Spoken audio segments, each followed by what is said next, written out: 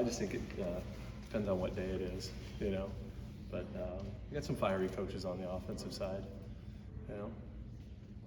There's kind of been like musical chairs a little bit with the quarterback situation, just in the Big Ten in general. I think there's like 3/4 of the league, I think, has like a new quarterback in place to start game one. Just is that kind of the era that we're at in college football, or and what kind of challenges does that just present, I guess?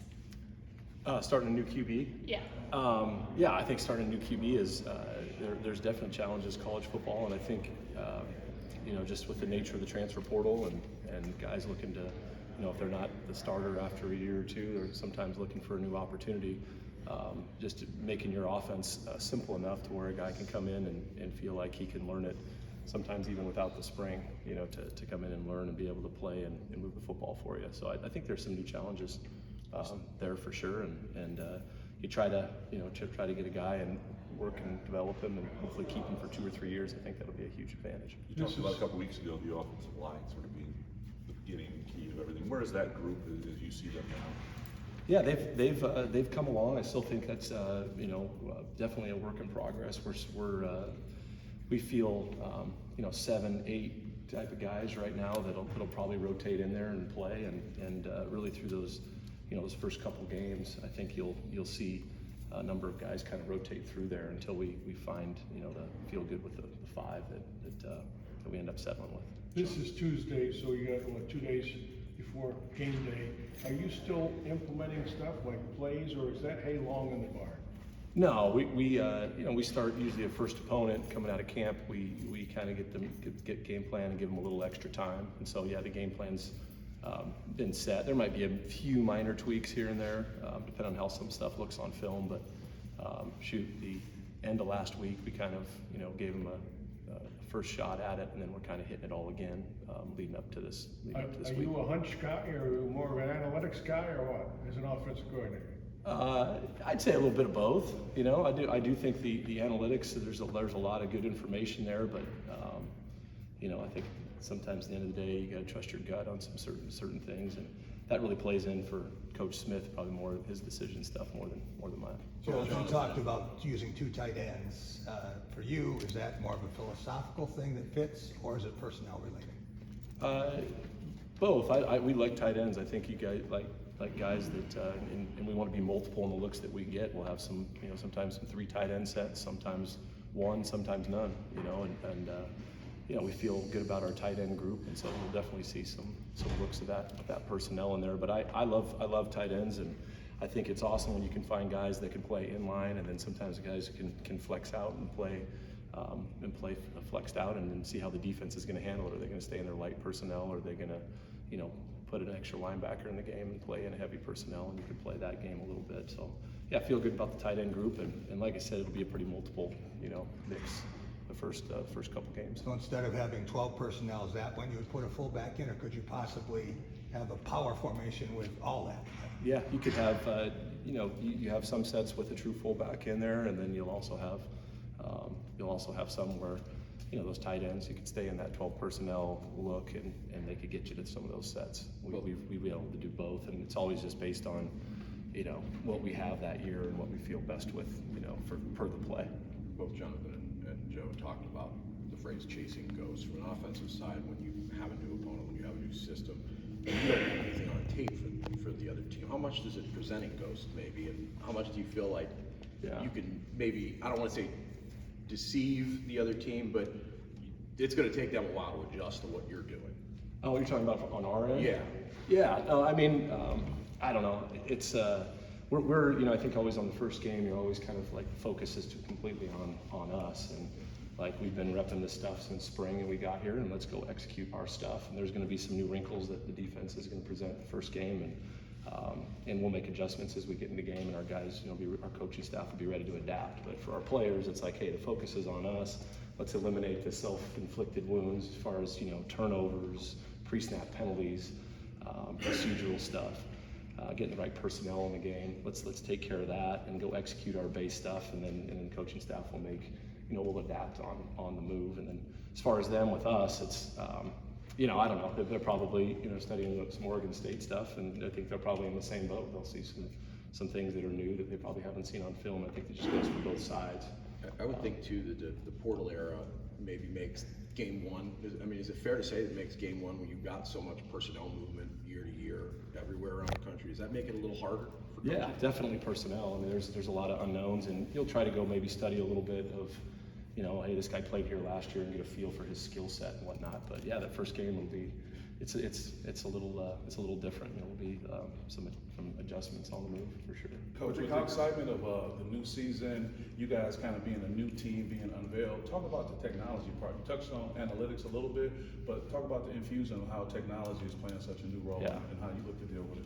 Yeah, it's going to be a learning, those first couple games. We've been repping it in some of our scrimmages, but being able to have video in between series and during the game, that's something we've, in 20 years of coaching, never had the opportunity to do. So I think there'll be a few more in-game adjustments made, and I know sometimes you'd always get to, you had guys up in the box and giving you information, but sometimes that information wasn't always super accurate. So you'd get back into the office Sunday morning and you'd be like, man, I wish I would have gotten to this, back to this call, or we should have gotten to this based on this look. And I'm excited just to have a little bit more information available to you during the game and be able to get to some things, hopefully get to those things quicker. With the conference game coming up, in week 2, how much does it place a premium on you guys to get certain things established through this game, and maybe not experiment as much as you would typically, maybe if you had a couple, 3 conference games? Yeah, there'll probably be a little bit of thought that way, is like, man, if you had really true 3 non-conference ones, maybe you can experiment a little bit more with some personnel stuff. But I don't know. Being a new staff, our focus just is so much on this first opponent, and probably just going 1 week at a time and taking it through there, and then learning as much as we can with this first game as far as about our personnel and what we got and what our strengths are, and then try to make the adjustments going into game 2. And like I said, just keep it 1 week. With that being said, can you give a little more context than just the play call, and has that been beneficial? Like, here's the play call, but also here's a little tip on top of that or something. Is that different than just the pure sideline? Totally, yeah. You got up until the 15-second mark, and you can give them a little reminder of a coaching point or whatnot. And I think that's, talking to a lot of those guys in the NFL that have been doing that, how much, and a lot of it I think is just per quarterback and what you feel like he can handle. And a lot of it I think will just be giving him the play and trusting his preparation during the week and letting him go. But if there is maybe a little coaching point or a little reminder, you can definitely throw it in there. As soon as that you have that thing starts and you can get talking to him. And you're upstairs, right? You just sort of, I want to make sure. Okay, gotcha. Friday will be Aidan's first career start. Just what are you hoping to see from him? And how do you think, he says he embraces the pressure that he might feel, but just what do you know about his ability to handle that moment? Yeah, I told him, man, he's best when he's relaxed, he's having fun, and we talk about playing one snap and clearing it, whether it was a good snap the snap before or a bad one, and kind of stacking plays. And I just had him relax and go do your thing. He's had reps and he's been in the system now. This is his 2nd year. I think he has a really good feel for what we're doing, and go take it kind of one play at a time, and enjoy the atmosphere and do what he does. How's he done ball security wise in fall camp, scrimmages and stuff like that? Yeah, he started off, he threw some picks early in camp, and I felt like he kind of settled in as far as the decisions go, and it's always a big challenge, I think, QB wise, because those guys, you're not able to tackle them and have contact really until the first game, and so that's been something that we really challenge those guys on, is being aware as they're in a confined space in the pocket. Or as they get out on the perimeter and they tuck it and go, is trying to remind them, put them through ball security circuits and drills that way. But that's always, it's always a concern going into the first game when those guys just haven't been hit, for 4 weeks. Ryan, what do you remember about Aidan last year before his first appearance, and is the greatest growth in his game skill and physical related or above the neck? Above the neck for sure would be his greatest growth. I think his understanding of defenses and how they're trying to attack him. I think last year he kind of understood our basic progressions and whatnot, and would go out there and he put together some drives. But I think things are slowing down for him a little bit as he's understanding how defenses and coverages are trying to attack him, weaknesses of coverages, is understanding protection more. So I think above, you know, like I said, above the shoulders has been, you know, his biggest growth, you know, this off season. Is there any nerves, or maybe what's different about preparing for game one at a new school for coaches?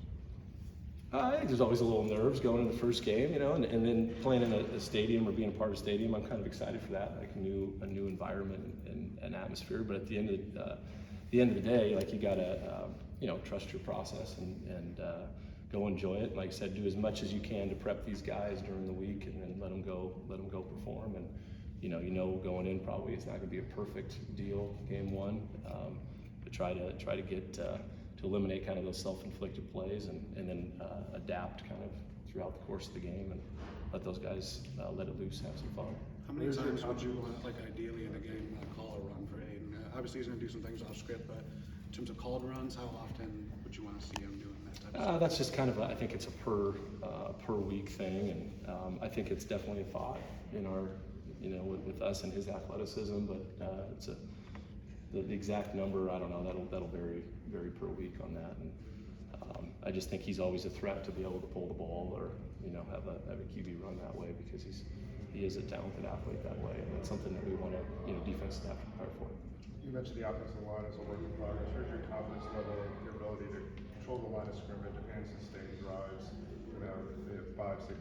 It's growing, you know, it's growing. I'm excited to go see it in a live, you know, in a live situation. I felt like at times in scrimmages, we were making it physical, and we were protecting the QB and doing some really good things. And I feel like we've improved a tremendous amount from where we were.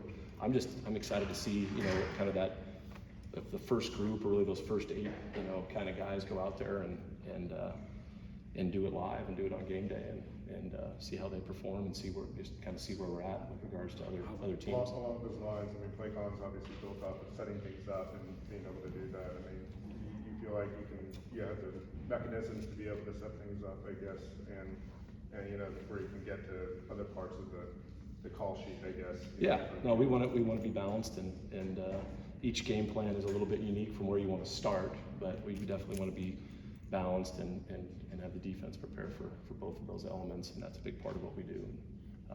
Yeah, just each way how you want to tweak it is a little bit unique. That receiver group, I mean, how Jonathan talked about getting guys in different spots, but that seems like one where he kind of pointed to is there may be, you know, 5, 6 guys. How deep do you want to go there early on? Yeah, I think there's 5 or 6 that we feel pretty good with, and sometimes that's per play. Hey, this guy's, you know, really good at this route, or he feels good with this concept, has a good feel, and then some of it is just let those guys roll out and play. And yeah, I think that'll be kind of a fluid thing. So he's kind of hot out there and rolling, and yeah, but I feel good about the, you know, 5, 6 guys, and I think you'll see all of them through the first game. How's your trust in Nick Marsh going over camp? Yeah, it's grown. I mean, Nick, for a freshman, has picked up the system really well. I think that's always and then we've really challenged him just to keep playing fast. Sometimes the speed of the game and your consistency that way is a challenge for young guys. And he's had a great camp, and he's shown up and made a lot of plays in scrimmages. So I mean, he's a guy that we got, you know, a lot of confidence in, and we want to get him out there and see how he performs. All right, thanks, Coach. Thank you. Thank you.